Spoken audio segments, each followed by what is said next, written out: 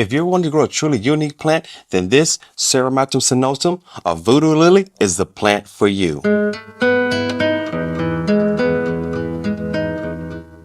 The Voodoo Lily grows from a tuber, which looks like a chrome, but it's actually a tuber, and they're pretty easy to take care of. These three are going to go in the same pot, mainly because they're still small enough, but these will get larger. They're perennials, they come back year after year, and as they get larger, I'll separate them out. But right now, I want to keep them a little closer together just to maintain a little less space for myself. Let's talk about the growing conditions for a Voodoo Lily. This tuber loves to be in the ground about 3 to 4 inches down. They can handle zones 6 through 10. They love hot heat, don't like a lot of cold. I want to keep mine indoors pretty much year round. This flower is going to come off of this stem and it's going to bloom before the plant puts out leaves.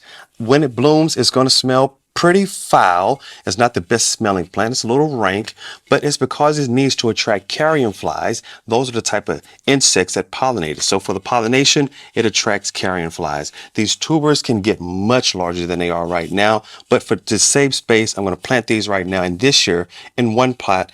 Next year, I'll separate them out and give them a bit more room as they continue to grow. Going down about 4 to 5 inches into the ground, and they're going to add a bit more soil on top of these. They're pretty easy plants to take care of. They like full sun. They can go into dappled shade if you plant them outside. Zone 6 through 10 outdoors. If you're colder than that, you want to bring them in the winter time. They are tropical plants and they can't handle the coldest of weather and temperatures. These are pretty pest resistant. They don't have a lot of problems with pests bothering them. I've never had a lot of problems about growing them. I enjoy them because the smell is something that is pungent and it is very unique. So if you want an exotic looking plant that will have a wonderful appearance, a nice smell, something that's unique, then the Voodoo Lily is something that you can add to your garden.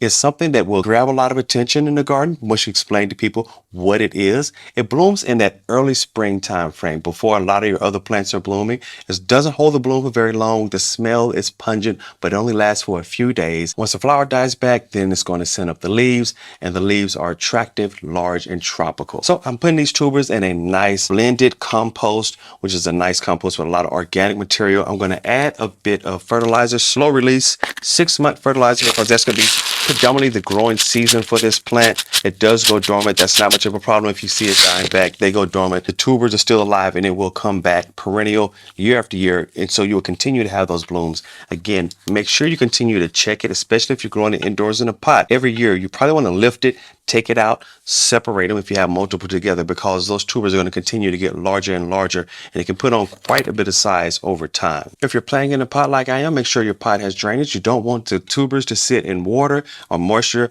You want to keep it moist, but you don't want it to sit in water. So that drainage in that pot is essential to make sure that your roots, your tubers don't rot over the course of the growing season.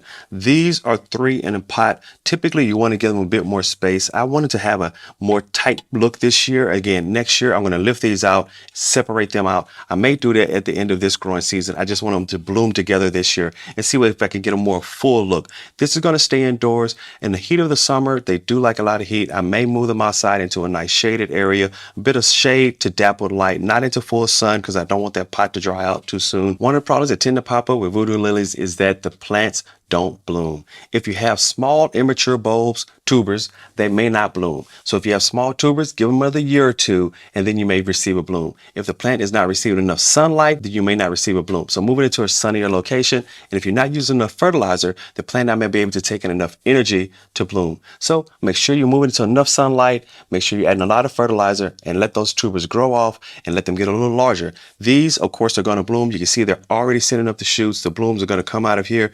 This one's up, this one up, and this one as well. But if the tubers are smaller, you're not getting that. You're getting those stems of the leaves first and not getting that bloom. Give it a little more time. Let them grow a little larger, and you may get a bloom the next year. If you're looking to purchase a Voodoo Lily, I've never seen them in a garden center. I've always had to purchase them online from tropical plant vendors, or these I actually picked up at a flower show. So if you have access to a flower show where tropical vendors may have plants on sale, you can find them there, or you can find them online. Again, I don't see these typically in a normal garden center. They're very unique plants, but they are available. With a little bit of research, you should be able to find them, and there are vendors who will ship them from great distances. So take a look around and add yourself a Voodoo Lily to your garden, and then you can enjoy that fragrant pungent smell all to yourself. Hey, if you like this content, be sure to like and subscribe, follow along. I love to go to garden centers, go to garden shows, and I love to talk about plants and horticulture. If you like those things, then be sure to like and subscribe. Until next time, take care.